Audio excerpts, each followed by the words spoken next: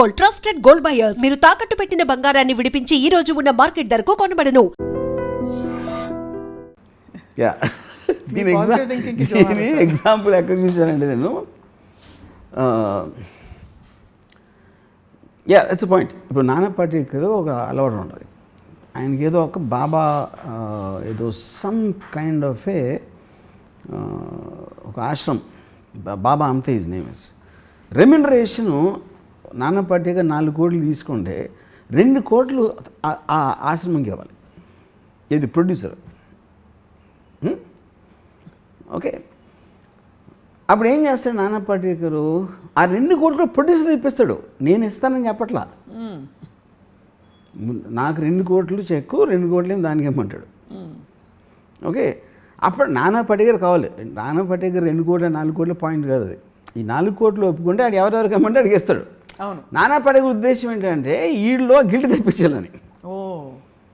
అతనే ఇప్పిస్తే దీన్ని నేర్చుకుని ఇంకో 10 మంది చేస్తారని. అప్పుడు ఏంటి, ఇంకోటి ఏంటంటే Rajamouli one of the biggest, అంటే తనకున్న ఒక డేంజరస్ వెపన్ ఏంటంటే సైలెన్స్. అవును, అంతేగా. అప్పుడు తను చెప్పడు ఎప్పుడు ఏమి చేస్తే అసలు సినిమా హిట్ అవుతుంది, సినిమా హిట్ అవ్వటానికి రహస్యం ఏంటని చెప్పడు. అని ఫస్ట్ ఆఫ్ తనకు చెప్పాల్సిన అవసరం లేదు, అది వేరే విషయం. అప్పుడు ఏమవుతుందంటే తను చెప్పకపోయేసరికి వీళ్ళు ఊహించుకోవడానికి ఛాన్స్ ఉంటుంది. వీళ్ళు రకరకాలుగా ఊహించుకుంటారు. ఇప్పుడు ఫర్ ఎగ్జాంపుల్ నేను ఎప్పుడైనా రాజమౌళితో మాట్లాడినప్పుడు మెసేజ్ ఏదో నేను అడుగుతాను క్వశ్చన్, దానికి తను ఏదో చెప్తాడు. ఇప్పుడు నేను బాహుబలి సినిమాలో ఎంత విజువల్ గ్రాండియర్ ఉన్నా, ఎంత ఎక్స్ట్రాడినరీ విఎఫ్ఎక్స్ ఉన్నా కూడా ఫైనల్గా బ్లడ్ అండ్ స్వెట్ ఉంటుంది. That is the relatable factor. ఒక హ్యూమన్ బీయింగ్కి రిలేటబిలిటీ ఫ్యాక్టర్. ప్రభాస్ దెబ్బలాడుతున్నప్పుడు అతను చెమట లేకపోతే కొట్టినప్పుడు రక్తం, ఆ ఆస్పెక్ట్లో మీకు ఆ ప్రభాస్ క్యారెక్టర్కి విపరీతంగా మనం కనెక్ట్ అయిపోతాం దాంట్లో. అది ఇప్పుడు మీరు విఎఫ్ఎక్స్ ఇప్పుడు ఈ రాధేశ్యామ్లో కానీ లేకపోతే మన ఆదిపురుష్ టీజర్లో you don't find that.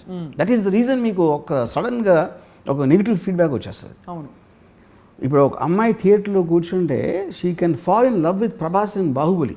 I don't think she will do that same in ఇప్పుడు చెప్పిన సినిమాలు ఆదిపురుష్. సో ఆ కైండ్ ఆఫ్ ఏ కొన్ని ఆస్పెక్ట్స్ అనేది మీకు పర్సనల్గా ఉంటాయి. ఇప్పుడు తను సైలెంట్గా వెళ్ళిపోయినప్పుడు వీళ్ళందరూ వీళ్ళు ఊహించుకొని వీళ్ళు తీసేసి ఇది జరుగుతుంది. కానీ దీని వల్ల సినిమాలు తీయటం మానేస్తున్నారా, ఇంతంత నష్టాలు వస్తున్నాయని ఎవరు చేయట్లా. ఎందుకంటే ఆల్రెడీ తను బెంచ్ మార్క్ చూపించడం ఉంది. You can't erase that fact. ఏ మంచి సినిమా వస్తే 2000 చేయొచ్చు, 3000 చేయొచ్చు అనేది చూపించేసాడు కాబట్టి అది ఫ్యాక్ట్ ఆఫ్ ద మ్యాటర్. దాన్ని మీరు ఏం చేయలేరు. కానీ ఎందుకు ఏ సినిమా వస్తుందో తెలియదు, ఎందుకు వస్తుందో తెలియదు.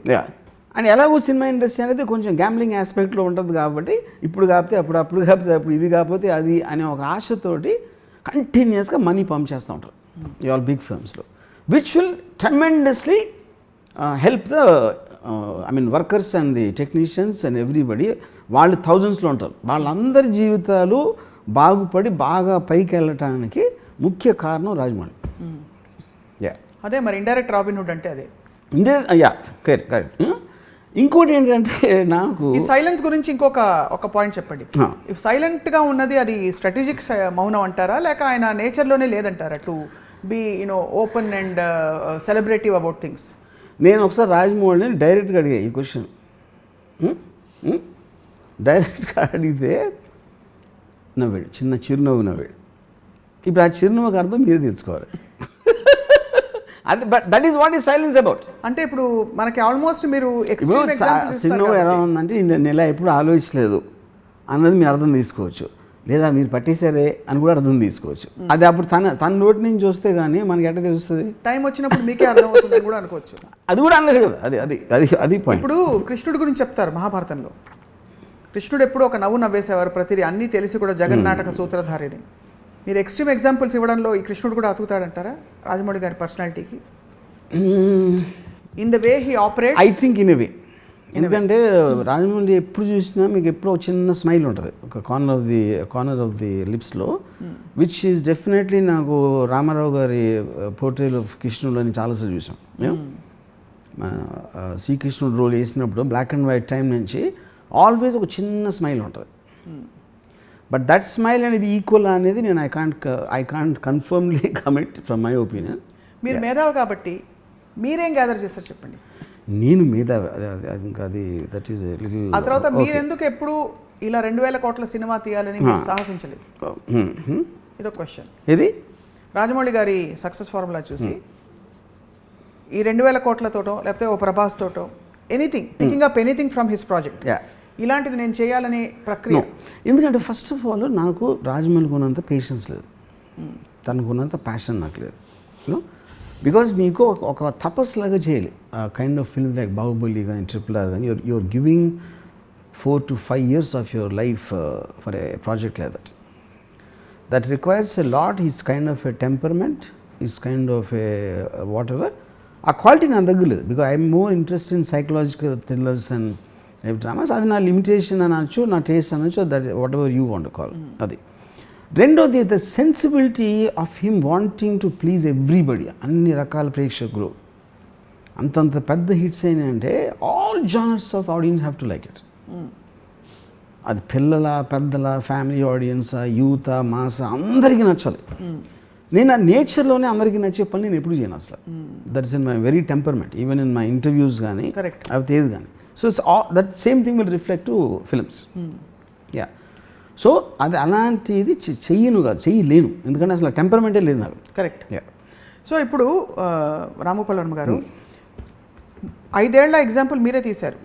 ఒక 4-5 ఏళ్ళు పెట్టి ఒక ప్రాజెక్ట్లో ఇన్వెస్ట్మెంట్ నుంచి మాట్లాడుతున్నాను, బిజినెస్ ఆస్పెక్ట్స్ అంతా సర్వస్వం ధారపోసి ఒక పెద్ద రిస్క్ టేకర్ అయ్యి దాన్ని సక్సెస్ చేయడం ఒక ఎత్తు అయితే, అదే 2,000 కోట్లలో లేకపోతే 1,000 కోట్లలో whatever the investment is, మనకి బోల్డ్ అని మల్టిపుల్ స్ప్రెడ్ అవుట్ చిన్న ప్రాజెక్ట్స్, వాటి కలెక్టివ్ ఇంపాక్ట్ ఓవర్ 4-5 years చూద్దాం. Would you compare them as equals or would you say అసలు comparable model? Just coming in once again, 2,000 కోట్లు ఒక cinema budget, లేదా 1,000 కోట్ల సినిమా బడ్జెట్. ఆ 1,000 కోట్లు మనం 5 ఏళ్ల పాటు ఒక ప్రాజెక్ట్ని కొనసాగించి తీసిన సినిమా. కరెక్ట్.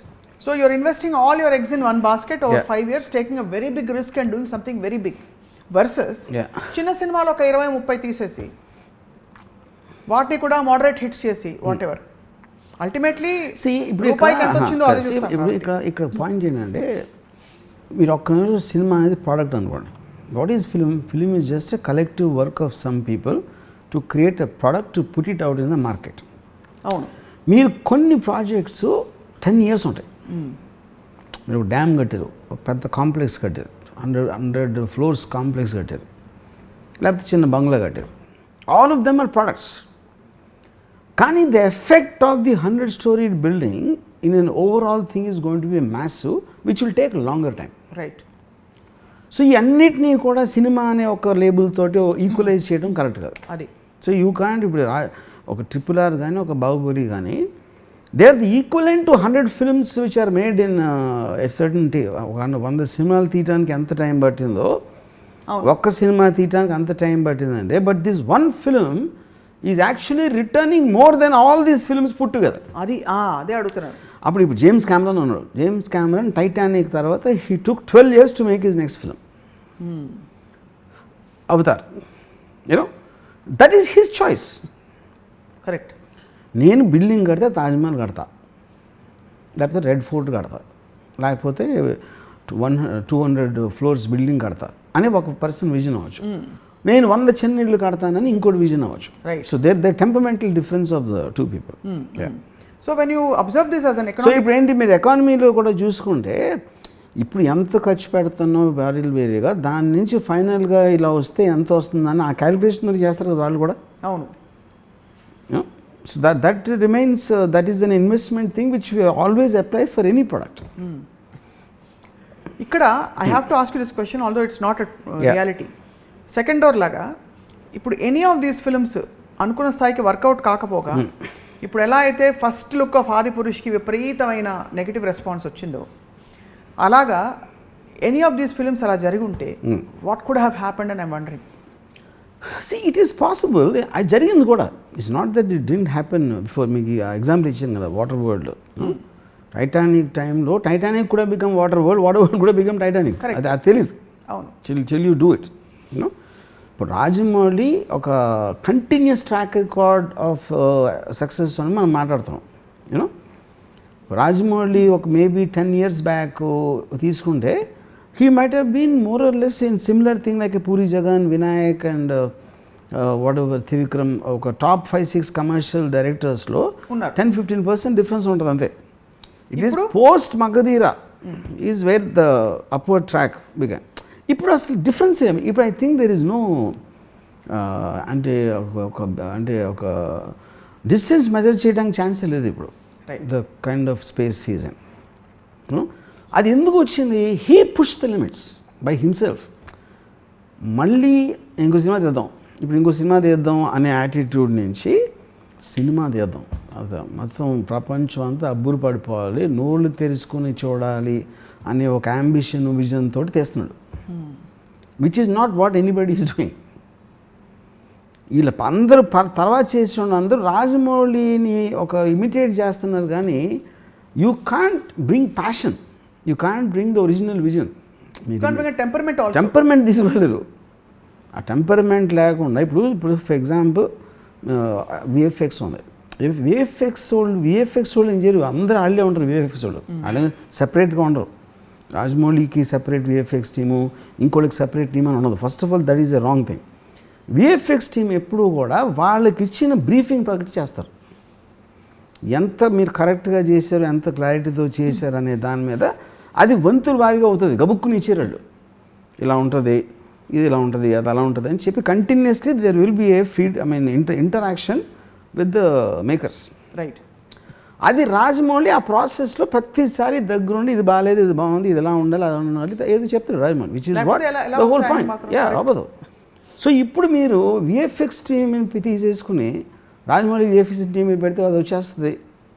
లేకపోతే రాజమౌళి విఎఫ్ఎక్స్ టీం కన్నా అడిగేది వేరే సినిమా ఇచ్చాడు వాటి టీం తీసుకుంటే ఇంకా బాగా వస్తుంది అని అనుకుంటాం అనేది మూర్ఖత్వం. అప్పుడేంటి, మీరు చూసే కన్నులో ప్రాబ్లం ఉంది. విఎఫ్ఎక్స్ని ఓకే చేసే కన్నులో ప్రాబ్లం ఉంది, కానీ విఎఫ్ఎక్స్లో ఎప్పుడు ప్రాబ్లం ఉండదు. అతను technician, any technician will deliver exactly what you want if provided you Your have the briefing is clarity. right. Yeah. And don't forget to subscribe to iDream. And for more videos, Please subscribe to iDream. Please subscribe to iDream. Please subscribe iDream. And please subscribe to iDream. For more videos, subscribe to iDream. please like, share and subscribe to the channel. Congratulations, iDream. Subscribe to iDream. Subscribe to iDream. So subscribe to iDream Media. iDream ki iDream team andarki huge congratulations. Please subscribe iDream Media. Please subscribe to iDream. Subscribe iDream. Please subscribe to iDream.